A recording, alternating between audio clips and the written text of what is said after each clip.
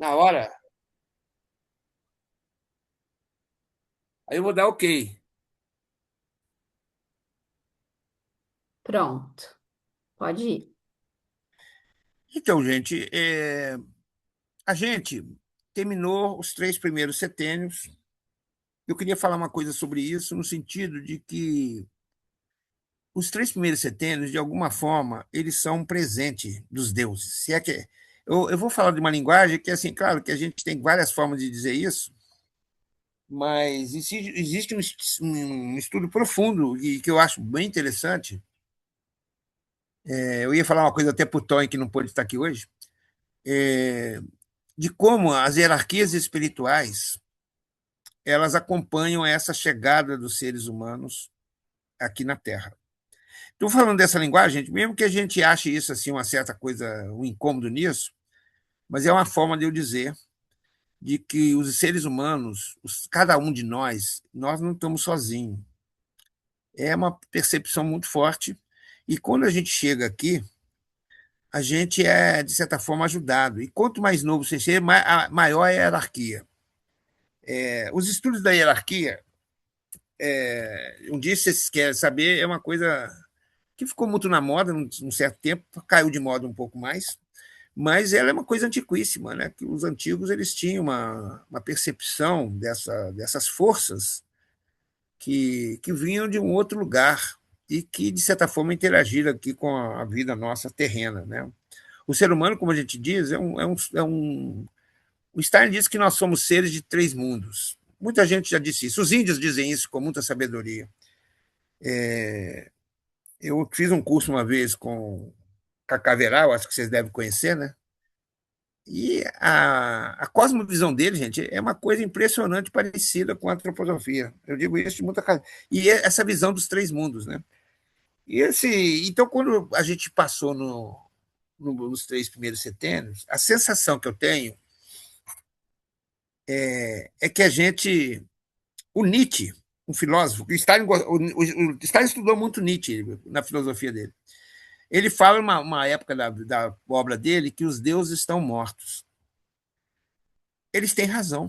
Assim, no ponto de vista da visão biográfica, há momentos que nós somos abandonados. Nesse sentido, abandonados com uma razão muito positiva, viu? É porque se nós não fôssemos abandonados, nós jamais realizaríamos o projeto que nós entendemos, e eu entendo, como o projeto humano. Né? E é neste momento da vida que nós nascemos para a nossa individualidade, nascemos para a nossa possibilidade de autonomia. É o quarto setênio, é os 21 anos. E a sabedoria milenar, atávica até, muitos povos e muitas civilizações consideram 21 anos um momento importante. A antropologia, ela diz que isso é uma questão cultural, que cada povo tem algum tipo de iniciação aos 14 e aos 21. Eu não acho, eu acho que é cultural, mas é também da essência da evolução do ser humano, da sua caminhada em busca do seu projeto, do seu caminho, que só pode ser para realizar o projeto da liberdade quando você é abandonado. Ninguém pode construir autonomia se não for abandonado. Eu sei que isso é duro para a nossa vida, né? E aqui, como a gente tem muitas mães, a gente pode dizer, né, o quanto é difícil abandonar os filhos. Não que a gente vai abandonar, mas a gente tem que deixar que o curso da vida continuasse. Então, o que eu vou falar aqui é apenas algumas considerações, gente.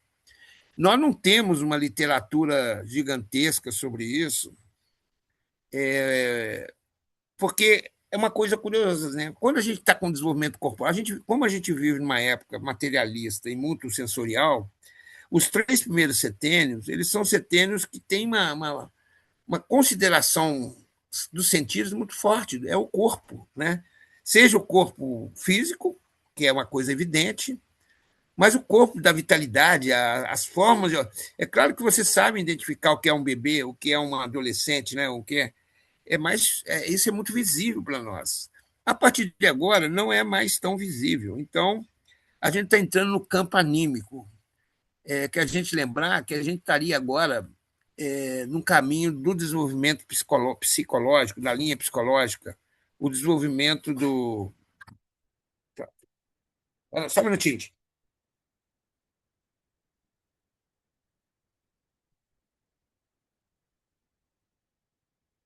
Eu tenho um público aqui que ele assiste todas as conferências, que é um cachorrinho que convive comigo aqui o tempo todo. E ela pediu para sair, ela não quer falar sobre o quarto setembro. Ela conseguiu chegar no terceiro, tá, gente? Até ali ela foi. É, é um latido de fundo aqui, é isso. Tá ouvindo bem vocês? Alguém? Estão ouvindo bem? Tá super Alô? ótimo o seu áudio Tá. hoje. Ótimo. Que coisa, né? Esse barulho de fundo aqui é o pessoal do corpo astral do cachorrinho aqui, tá, gente? Não dá para ouvir Então, nada, testes de barulho que de bom. Ah, fundo. desculpa. Tá Ele pediu tranquilo. para sair aqui, ele não deu. Então, o que nós vamos falar um pouco, esse momento é um momento de riqueza muito grande, mas, ao mesmo tempo, ele é um momento muito importante, é aquilo que acontece nesses 7 anos. Né? Eu vou falar um pouco aqui aquilo que a antroposofia principalmente diz, mas, de qualquer jeito, estava falando que a maioria dos povos considera que a idade da maturidade, da maioridade, é os 21. Tem uma luta imensa aqui no Brasil, que vocês estão acompanhando, de reduzir a questão penal para abaixo de 21 anos. Mas é o que a lei está dizendo. Existe uma tendência realmente do Congresso reduzir aí para 14 anos. Mas isso é uma discussão de outro patamar. Eu vejo que, nesse momento, eu apostaria a dizer o seguinte, que nós, nesse primeiro setênio, a gente continuou a estudar, muitos de nós, mas a maioria da população não, viu, gente? O maior drama da população no que se refere a estudo é os 18 anos de idade, né? Só menos de 20% das pessoas do Brasil acima de 18 anos continuam a estudar. Eu apostaria a dizer que nós, aqui desse grupo, a maioria estava estudando nos 21 anos. Eu apostaria a dizer isso. Eu apostaria a dizer que a maioria de nós fizemos alguma viagem de aventura. Eu apostaria a dizer que nós, de alguma forma, até nos casamos. E eu apostaria a dizer que nós até tivemos filhos nesse setênio. Hoje em dia está cada vez mais difícil. Né? Hoje as pesquisas mostram isso.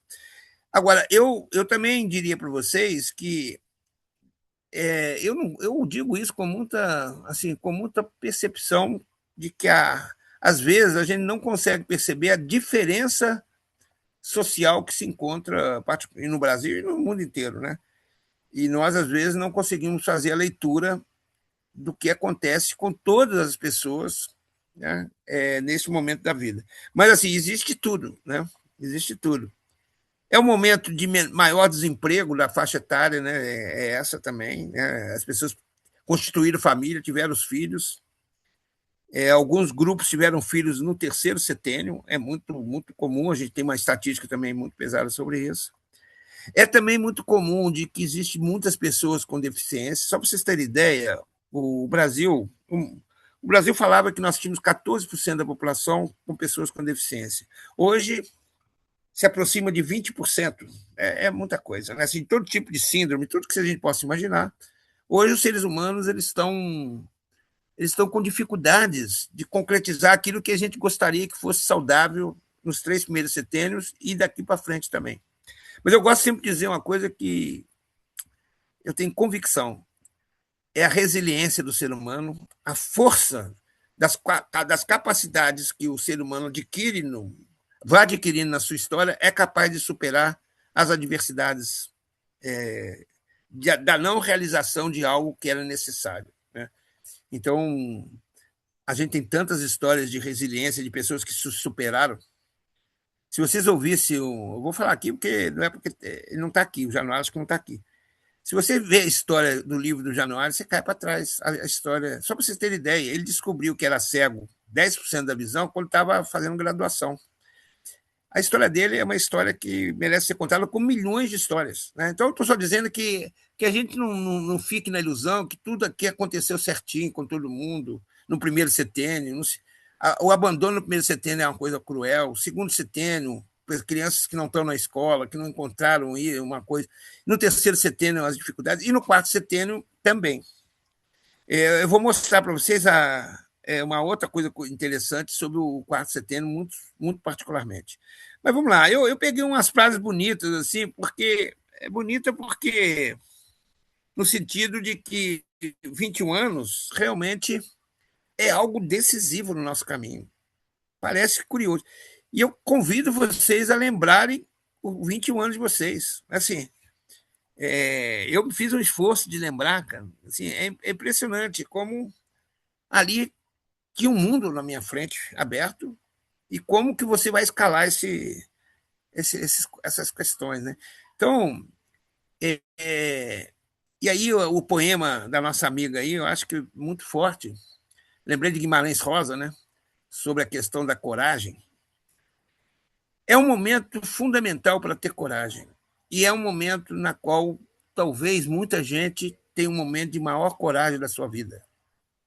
Depois elas vão vaquejar mais um pouco, né? Mas é um momento de coragem, é um momento que a gente está, de certa forma, sozinho conosco mesmo, onde a nossa alma, a nossa, o nosso desenvolvimento anímico está individualizado para a gente correr atrás e tomar decisões, né? Então, é realmente um momento muito forte. O Rudolf Steiner, isso acredito eu que não. Eu, pelo menos, não vi, de tudo que eu já estudei assim, alguém que tenha falado dessa forma da alma. Porque a gente precisa entender o que é a alma para entender o corpo nas suas três dimensões e o espírito. Mas a alma é o momento da internalização. O eu, ele vai internacionalizar a sua experiência. E aqui está um espelhamento fundamental dos três próximos setênios com os três primeiros. O quarto setênio é um espelhamento do terceiro, porque você vai internacionalizar aquilo que o seu corpo astral, e muitas vezes é confundido o corpo astral com alma, que o Stein chamou de alma da sensação, mas a alma é uma internacionalização sua de uma vivência sensorial, no caso do quarto setênio, né? E essas três almas, é bem interessante, o Stein chamou isso da alma da sensação, a alma do intelecto racional e a alma da índole, do sentimento, e a alma da consciência. Cada uma delas é um aprofundamento do ser humano na sua caminhada e na sua jornada. Nós vamos falar hoje da alma da sensação. É aquilo que a gente está entrando, ela tem uma ligação ainda forte com a corporalidade, com o sensorial, mas nós vamos viver sensações que são interiores, mas elas são provocadas por percepções sensoriais.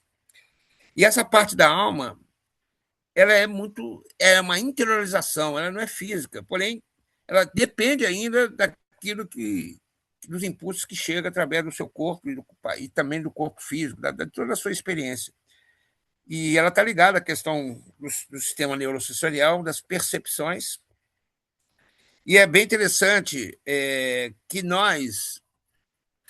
Já vou adiantar uma coisa aqui que me surpreendeu muito, né? Porque eu sempre achei que tem gente, e ainda mais no mundo atual, eu tenho que dizer isso para vocês, tá? Que as pessoas. Nós estamos vivendo uma época de irracionalidade muito grande, né? As pessoas não querem pensar muito racionalmente, intelectualmente, né? A gente vê isso, as pessoas se entregando ao emocional. Essa é uma fixação da alma da sensação. A alma da sensação é uma busca também da superação da solidão, do abandono das hierarquias espirituais, do mundo espiritual, deixando o ser humano caminhar com as suas próprias pernas, ou tentar caminhar com as suas próprias pernas. E muita gente, eu diria que a maioria hoje, e o Steiner disse isso, ele, ele se estagnou. Ele até faz uma comparação com a idade de 27 anos. Né? Muita gente está nesse processo. Só fecha a porta aqui. Só um minuto.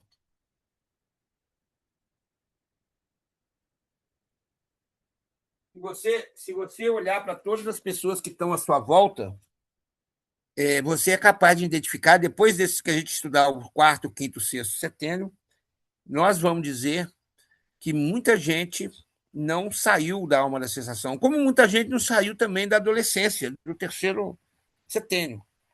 Mas a maioria hoje, é uma visão hoje da psicologia profunda, a maioria da população da humanidade se estagnou na alma da sensação.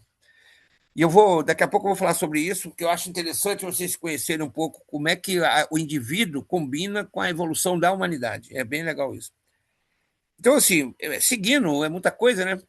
Esse é uma conquista da individualidade e, assim, ele pode ser uma conquista. E é interessante que aí sim é o cultural e histórico. Depois, cada um pense, né? Pode pensar, e se a gente tiver tempo de compartilhar, compartilhar, se quiserem.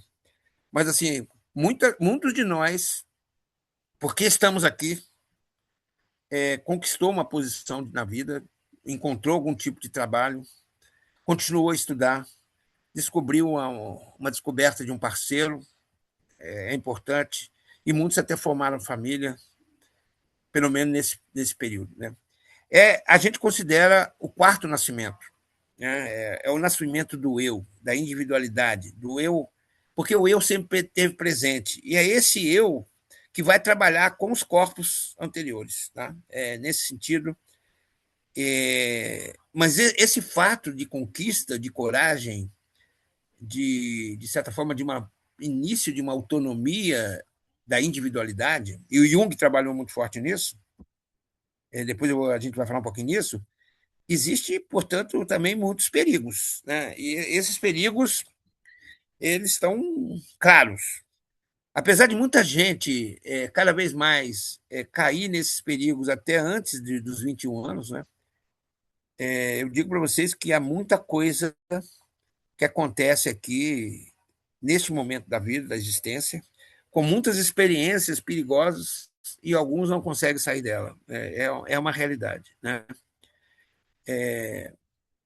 Então, assim, esse desenvolvimento, essa tarefa do nascimento do eu individualizado, que entra o ser humano na realidade, é como se a gente estivesse desprendendo também algo. A gente está agora mais centrado em algo anímico, não físico. E a gente começa a trabalhar com uma construção de uma identidade. Até então, a nossa identidade era construída na relação com os outros, com nossos pais, com nossos amigos. E, no ponto de vista educacional, mesmo que a gente possa se educar o resto da nossa vida, para sempre, a educação permanente é um dado, mas nós entendemos que trata-se mais de uma autoeducação, não trata-se mais daquela educação, independente das formas, a pedagogia Waldorf e tantas pedagogias, construtivismo e milhares de formas pedagógicas de construir a educação, ela se encerra, de certa forma, aqui. E agora a educação de adulto ela deveria ser muito mais uma autoeducação. Né? E nesse caminho, a gente, como eu disse, a gente encontra caminhos, e eu diria descaminhos, né? Que não existe o descaminho, né? Mas são caminhos que nós percorremos, são experiências muito fortes, que podem ou não ser, podem nos. Aquilo que o ditado mineiro diz, o que não mata engorda. Mas, assim, é claro que a gente vive experiências muito dolorosas, difíceis, já nos 3 primeiros setênios, e aqui também.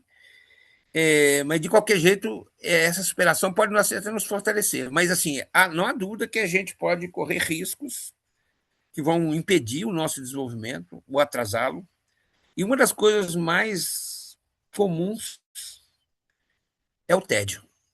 É uma tendência ao sensual. É por isso que a gente é aventureiro, é por isso que a gente quer viajar, desculpa, é por isso que a gente casa. E aí eu quero fazer um registro aqui. Eu casei, né, aqui com 24 anos e muito bem casado, né? Quero dizer isso. Inclusive, esses dias eu fiz 46 anos de casado, é muito ano. Né? E que vai atiçar um processo de agressão contra o mundo externo. Isso é evidente. Né? As drogas aqui, elas têm uma outra possibilidade, né, a dependência química, que muitos aqui conhecem experiências, É porque. E aí são dados da ciência, tá, gente? Eu tive de estudar isso um pouco por várias razões, mas assim, 90% das pessoas que experimentam drogas não tem efeito ruim nenhum. Só que existe 10% que não só são dependentes biológicos, mas são dependentes anímicos da droga. E isso que é o problema, né? Experimentar alguma coisa na vida, seja até na adolescência, ele não é mal em si, assim, a experiência, só tem um problema.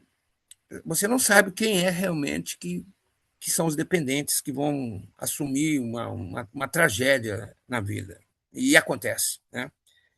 Então, assim, só para dizer que esse tédio, o tédio, é porque quando você vive junto com o mundo espiritual, com outras realidades, eu fico imaginando uma criança próxima do mundo espiritual, aquelas vivências, a imaginação do ensino fundamental, você está construindo ali no adolescente.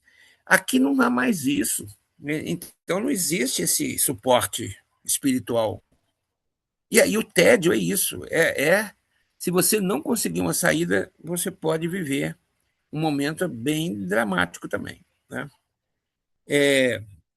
Mas é um momento também de construir essa identidade, é um momento que a gente tem muitas experiências positivas, porque são experiências extremamente emocionais. Eu tive um filho com uns 25 anos. É uma experiência extraordinariamente. Eu acho que não existe nada parecido. É assim, é a minha visão, né? Então você tem assim muitas possibilidades para avançar até antecipar uma questão para além do emocional, que é uma reflexão maior, né? É um propósito de vida, é quanto a gente começa a construir também um ideal de vida, uma intervenção no mundo externo de forma concreta. Aconteceu comigo e eu acredito que tenha acontecido com muitos. A gente tem uma participação importante nesse setênio no trabalho social, da solidariedade humana, do idealismo concreto, não o idealismo teórico, que até a adolescente carrega, mas nós carregamos uma coisa muito forte, real, de um trabalho. O trabalho em si é algo. O trabalho é isso, é entregar alguma coisa nossa para o mundo. Muitos continuam a estudar e vão trabalhar mais tarde, mas a maioria da população iniciou até antes o trabalho, forçadamente, para sobreviver, a venda da força da mão de obra, da força de trabalho, que não foi meu caso, né? E acredito que muitos aqui não. Muitos aqui começam a trabalhar aqui nesse momento da história, começam a ganhar o seu sustento, a sua independência até financeira frente aos pais. Eu fico observando hoje que nós estamos vendo uma coisa curiosa, né, onde os filhos voltam para a casa dos pais pela dificuldade do mundo, da sobrevivência, inclusive, né? Esse sentido é um sentido que a gente tem que avaliar de forma. A gente estava conversando sobre pessoas típicas e atípicas, existem caminhos atípicos que vão configurando a nossa história, né? Mas essa carreira é uma entrega para o mundo, né? Quando você trabalha em técnica, assim, trabalhar significa entregar algo seu para o mundo, aquilo que você tem para entregar, né? Mas esse trabalho social também é muito forte, porque você vai ganhando habilidades novas, você vai ganhando possibilidades, capacidades, e que você pode desenvolver no mundo de forma prática, real, né? Então, mesmo que alguns continuem a estudar, a verdade é que você vai adquirindo capacidades cada vez maiores para intervir no mundo, né? E essa transição, essa realização também, porque é uma realização, né? Quando você. Eu vi muito forte isso, eu fiz a minha dissertação de mestrado até foi sobre isso, né? É quando o jovem ele vai para o seu primeiro emprego, a coisa mais interessante no interior dele é essa força da autonomia, ele se sente menos dependente dos pais, é extremamente importante, né? Esse caminho da independência, a maturidade, isso avança fortemente o desenvolvimento psicológico. Você ser capaz de assumir as suas responsabilidades, os seus desafios, isso defende aquilo que a gente chama de maturidade adulta, né? E essas decisões, você começa a não ser, de certa forma, cobrado como você é anteriormente. É como se você fosse. Não é só uma dependência. A dependência financeira traz uma dependência psicológica. Se você não é livre financeiramente, você tem muita dificuldade de ser livre animicamente. Isso é até hoje, né? Em tudo. Para todos os adultos que a gente. Aqueles que não vivem a sua independência financeira têm uma dificuldade muito grande de construir a sua independência anímica. E até depois do desenvolvimento espiritual, a gente vai falar em outros setênios, né? Como que é isso, né? E aqui essa frase para mim me marcou assim, neste momento o que importa é a coragem de ser quem você é, mas você não sabe quem você é. Você está se construindo, mas você precisa ter coragem de entrar nisso sem saber de certa forma quem você é. Você vai descobrindo, né? E aí os relacionamentos, aqui os relacionamentos são perigosos e ao mesmo tempo soluções, né? É um momento até que muita gente casa cedo demais. Isso na tradição a gente vê assim, quem casa muito cedo tem. Eu me lembro, e aqui eu acho que todos vocês devem ter exemplo, né? Os antigos casavam sem conhecer os maridos e as mulheres e passaram a vida inteira juntos. Isso é muito antigamente, mas eu tenho vários exemplos na minha família, assim. Os caras foi em casamento encomendado quase. Né? Eu fiz aquela brincadeira minha, da minha tia Lídia, mas assim, não foi meu caso. Né? Eu tive opção. Eu construí uma possibilidade de um relacionamento que foi uma pura afinidade, foi por questões de conexões né, que a gente vive. Né? Quantos fizeram, juntaram, porque alguém, o pai quis, a mãe quis, geralmente o pai, para esse processo. Né? Então, assim, continua a necessidade da gente ter uma rede de suporte e a gente precisa, de certa forma, a gente tem fragilidade na nossa capacidade de autocrítica, a nossa reflexão vai avançando, mas a gente ainda está num período que não alcançamos interiormente essa capacidade total, essa habilidade total com a questão cognitiva, no sentido intelectual. Né? Então, é um momento assim, extremamente próprio. Né? Cada um de nós tem a sua história, cada um pode refletir sobre isso. Se nós estávamos sozinhos, se nós estávamos. Qual o nível de independência que a gente estava adquirindo? Eu, assim, particularmente, eu fiquei sozinho de uma hora para outra, sozinho. Eu morava com um irmão, os pais já tinham ido embora, e fiquei aqui no Rio de Janeiro sozinho. Eu arranjei um jeito logo de não estar sozinho, mas eu fiquei mais de ano sozinho, né? Cozinhando, aprendi a cozinhar, só comia crua, mas tudo bem. Então, assim, e a importância de você manter uma saúde física e mental é vital, né? Então, assim, muita gente deixa de se cuidar, mas integra né, algo que nos favorece, né? Essa coragem, essa vontade de aventureira faz a gente também procurar práticas saudáveis, né? Uma verdade, né? E estabelecer esse equilíbrio que aqui, gente, eu queria só chamar a atenção, porque isso vai rodar o resto da nossa vida. O quanto é difícil a gente equilibrar, eu diria três coisas na vida, que é aquilo que a gente entrega no nosso trabalho. O trabalho, para mim, é aquilo que é solidário, que você entrega para o mundo. Aquilo que eu entrego na vida pessoal, no relacionamento de intimidade, e aquilo que eu entrego no nosso desenvolvimento intelectual, de conhecimento, de compreensão.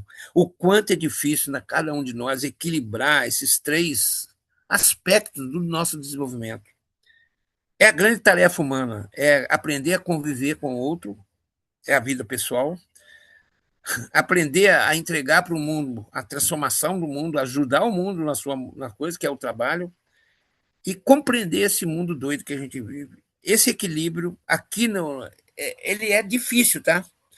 É muito difícil. Por isso que as doenças de trabalho, gente que tem uma vida pessoal muito complicada e que não e que desenvolve um trabalho extremamente relevante. E ao contrário, gente que tem uma vida pessoal muito eu diria, sobredimensionada, porque aqui o ser humano precisa de liberdade. Ele não pode se apegar demasiadamente a nada, nem ao trabalho e nem à vida pessoal. Tem gente que se perdeu a sua liberdade no casamento, por exemplo, como teve gente que perdeu no trabalho.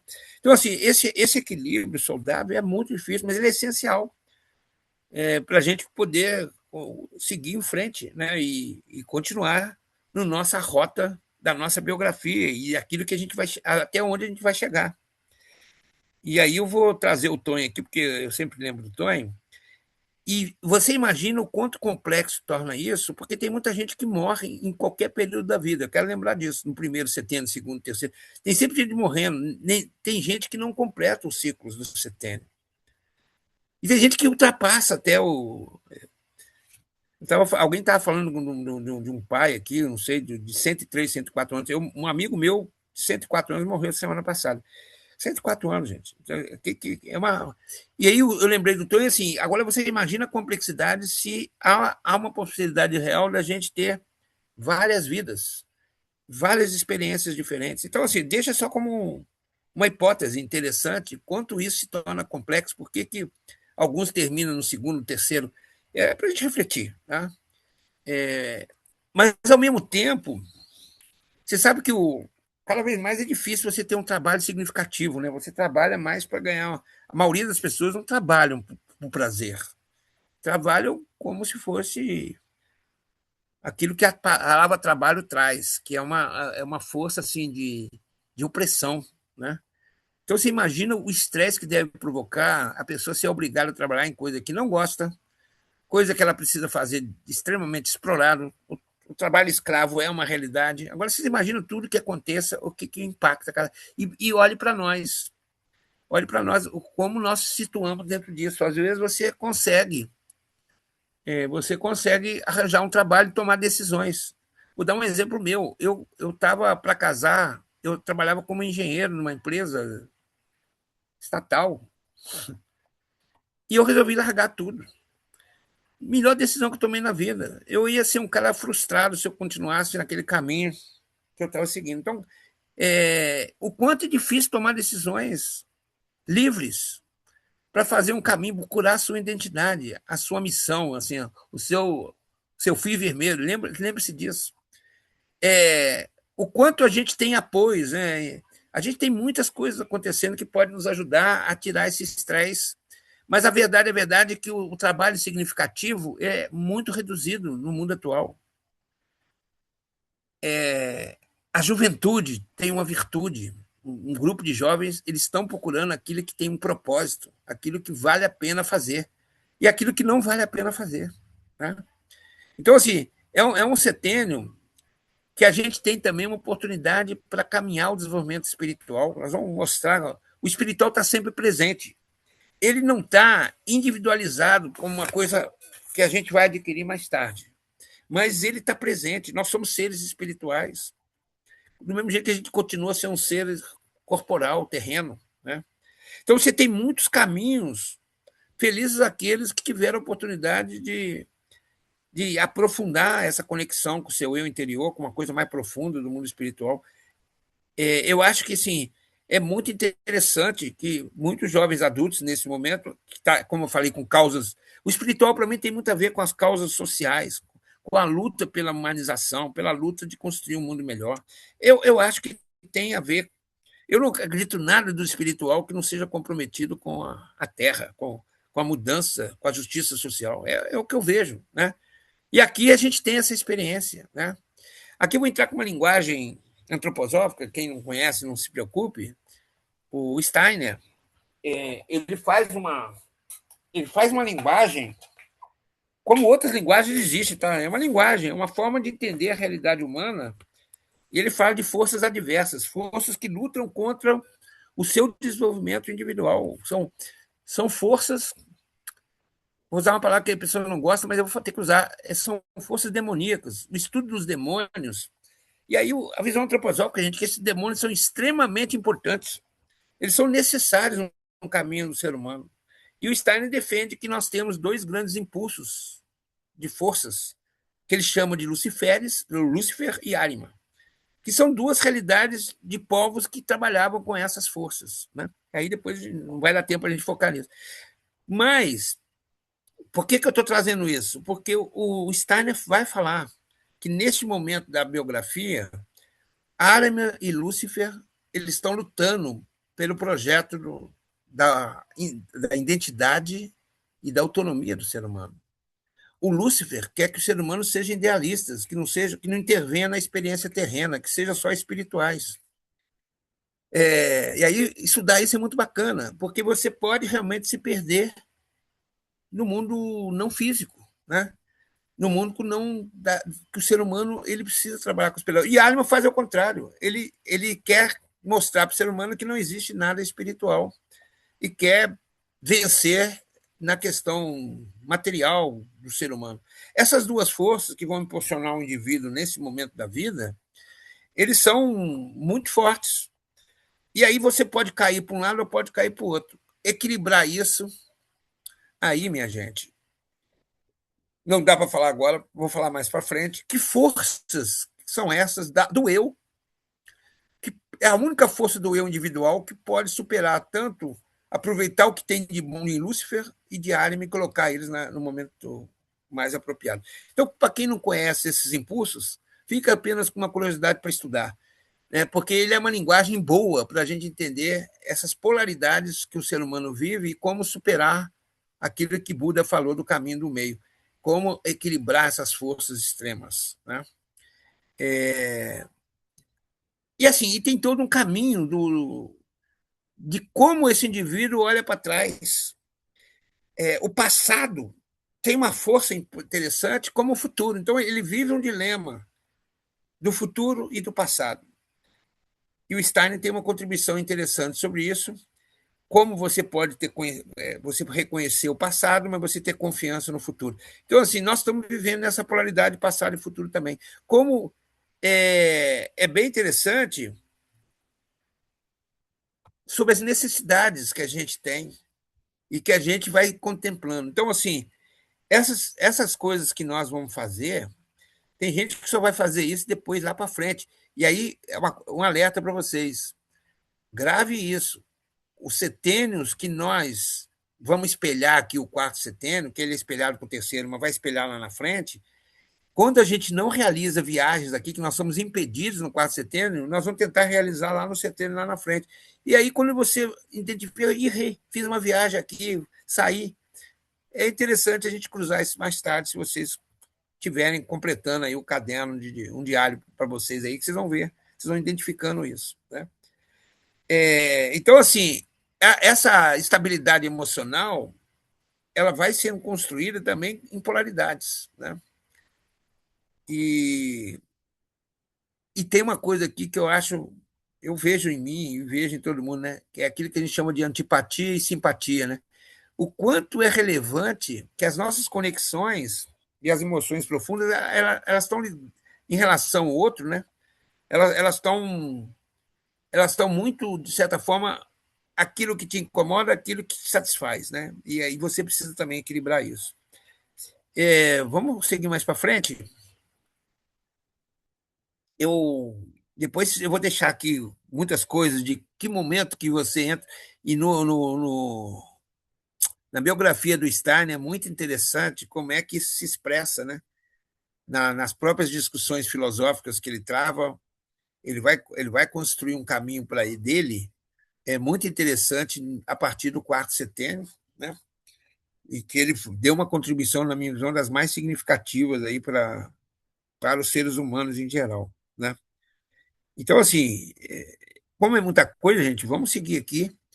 De certa forma, é, é, a gente repete aqui algumas coisas que eu falei, então depois vocês podem ler com calma, e são pedaços de coisas que eu colei de algumas falas de algumas outras pessoas que eu fui retratando aqui para vocês se identificarem e poderem pensar a sua própria trajetória, né?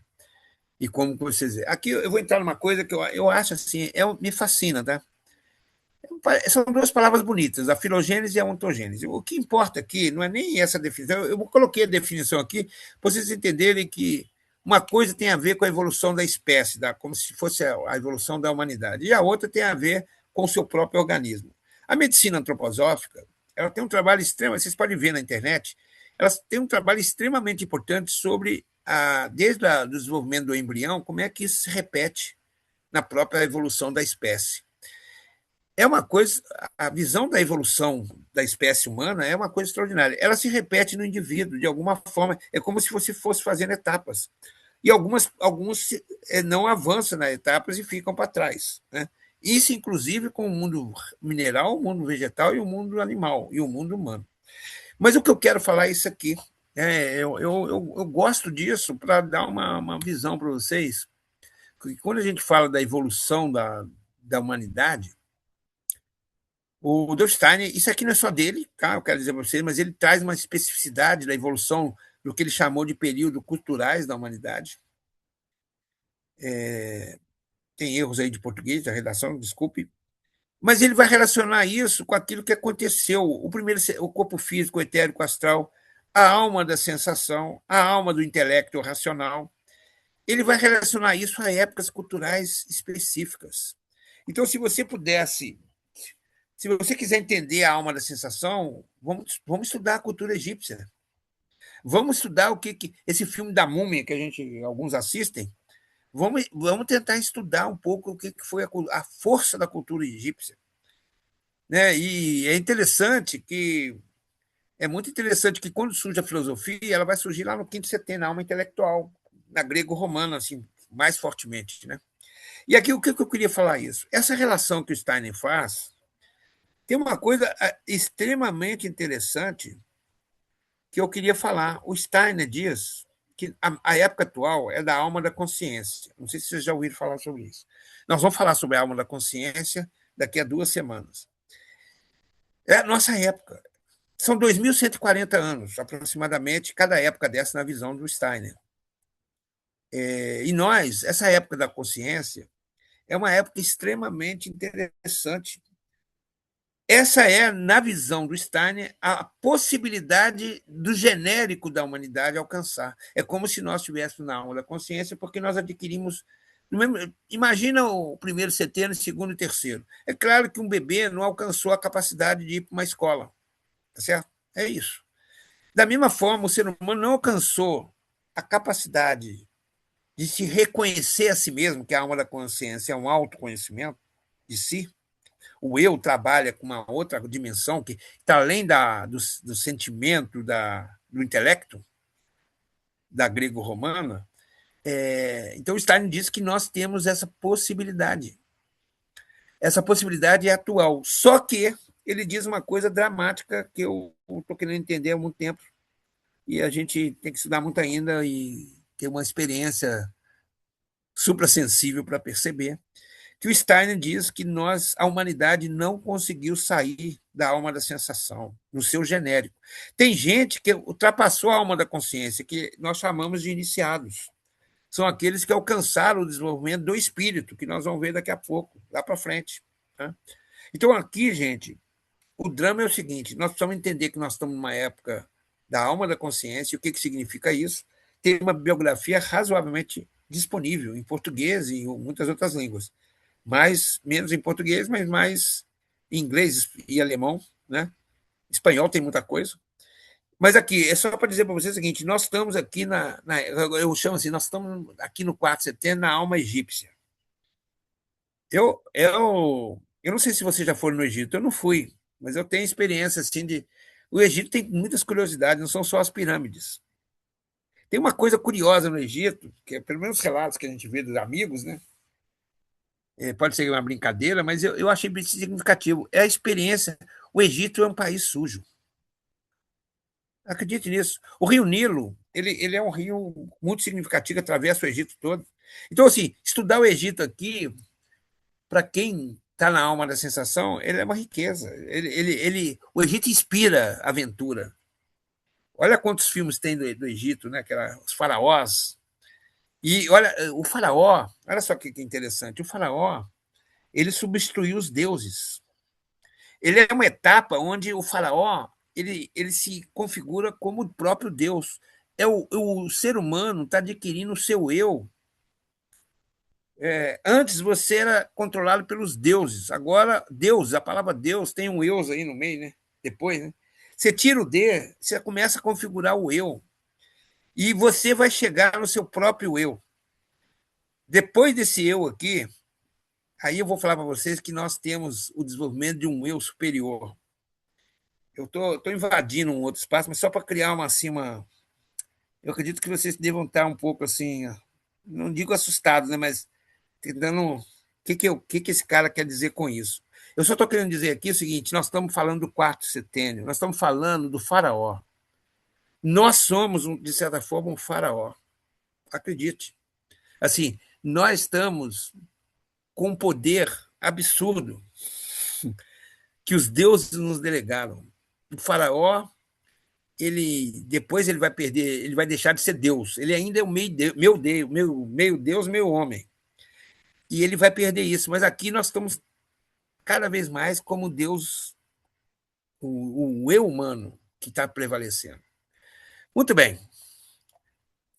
Eu queria só falar uma última coisa que eu não consegui desenvolver, gente. Eu prometo para vocês que, porque ficaria muita coisa, mas eu vou deixar essa tarefa para vocês, que do mesmo jeito que eu desenvolvi os temperamentos do corpo etérico no segundo setênio, do mesmo jeito que a gente desenvolveu uma qualidade, as qualidades planetárias, que são possibilidades de enfrentamento deste momento, que vão permanecer na nossa vida, que vão perdendo o seu poder, é, aquilo que a alma da sensação resulta do trabalho do eu no corpo astral.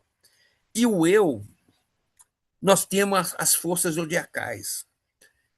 Eu vou. Uma imagem assim que é muito forte para mim, daqui a pouco eu vou mostrar, mas assim, as forças zodiacais, ela começa a desabrochar e se superpor às qualidades planetárias e ao temperamento.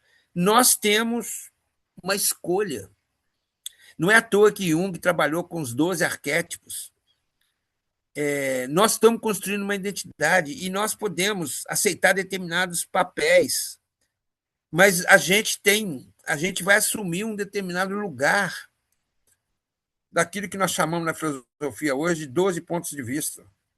Nós temos que estar abertos.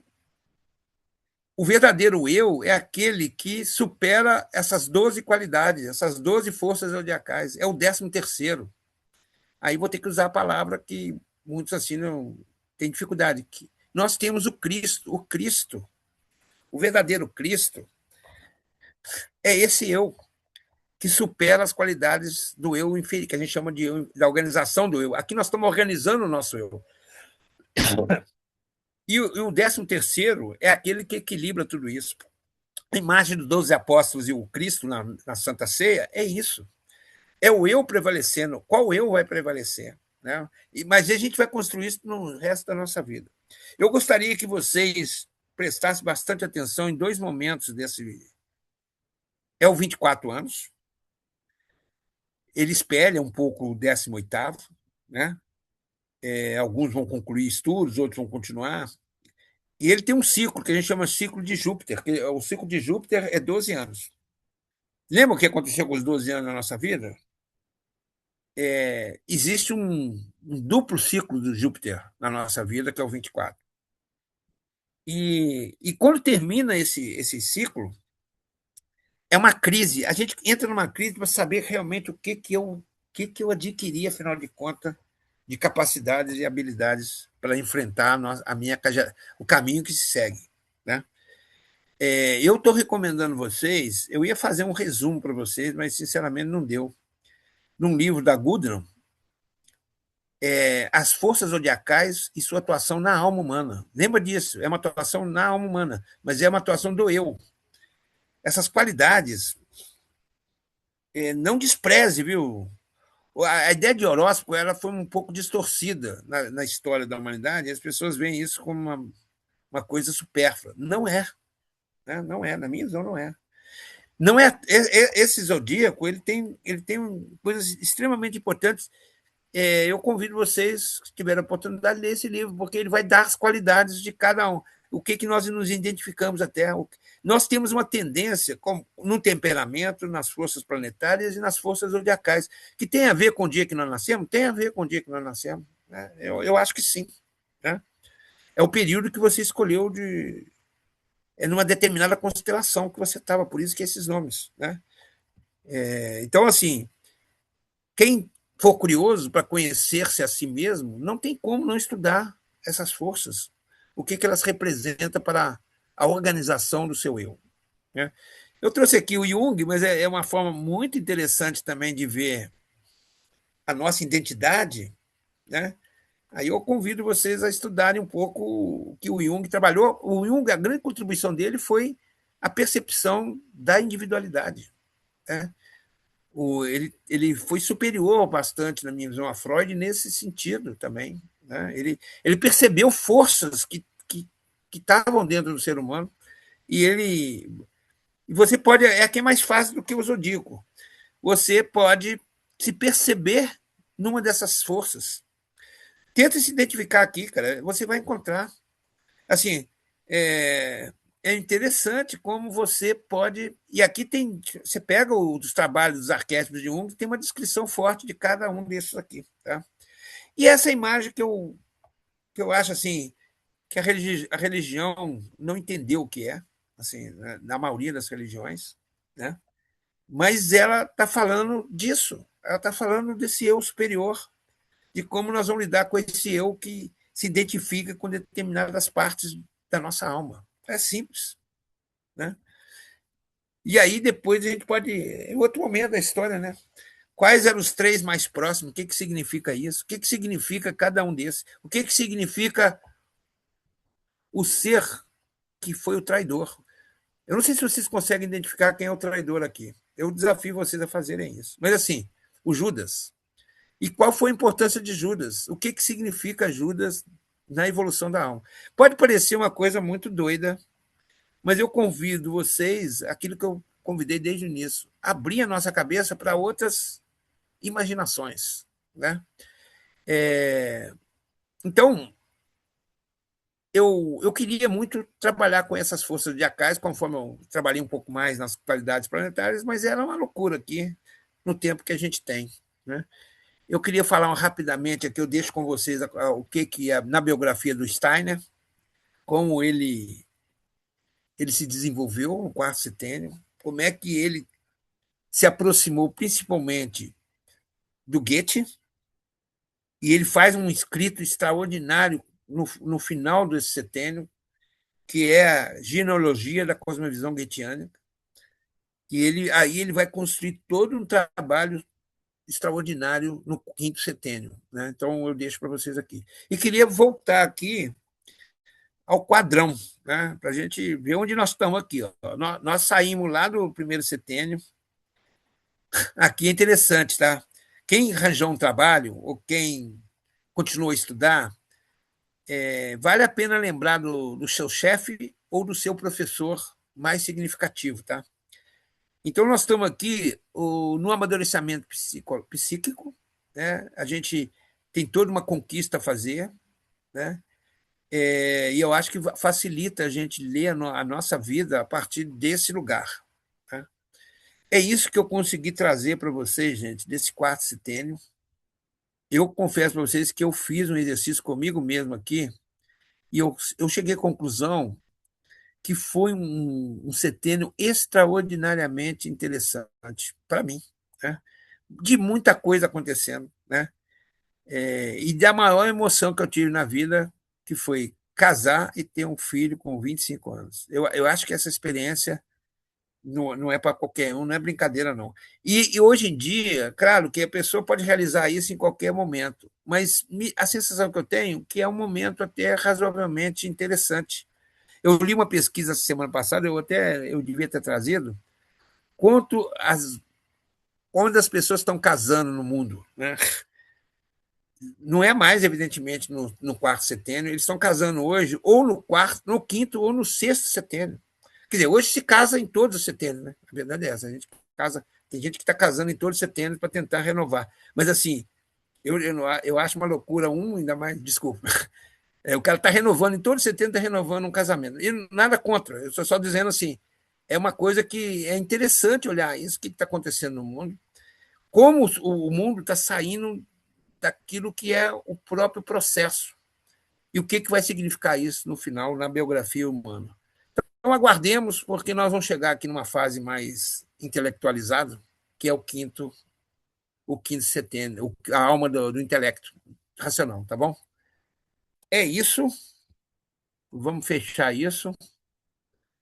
Eu juro para vocês que eu preparei isso, eu vou ter que confessar para vocês, eu estava viajando e eu cheguei ontem, final da tarde, eu falei, e agora? O que que eu vou fazer? O que que eu vou fazer com esse pessoal, cara, assim? Então saiu esse troço meio embolado, mas que para mim foi ótimo fazer, porque ele está recuperando um caminho meu também e de vocês. Eu acho que eu espero ajudar vocês na reflexão da vida de cada um. É isso, Adriana, Vou parar pessoal. a gravação, tá? Que aí a gente pode abrir para uma pergunta, um comentário.